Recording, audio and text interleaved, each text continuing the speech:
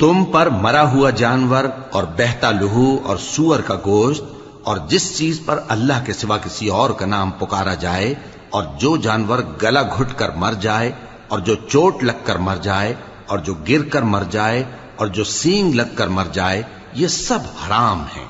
اور وہ جانور بھی جس کو درندے پھاڑ کھائیں مگر جس کو تم مرنے سے پہلے ذبح کر لو، اور وہ جانور بھی جو غیر اللہ کے آستانے پر ذبح کیا جائے، اور یہ بھی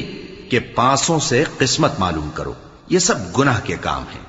آج کافر تمہارے دین سے نا امید ہو گئے ہیں تو ان سے مت ڈرو اور مجھی سے ڈرتے رہو۔ آج میں نے تمہارے لیے تمہارا دین کامل کر دیا ہے اور اپنی نعمتیں تم پر پوری کر دی اور تمہارے لیے اسلام کو بطور دین پسند کر لیا۔ ہاں، جو شخص بھوک میں ناچار ہو جائے بشرطے کہ گناہ کی طرف مائل نہ ہو تو اللہ بخشنے والا ہے، بڑا مہربان ہے۔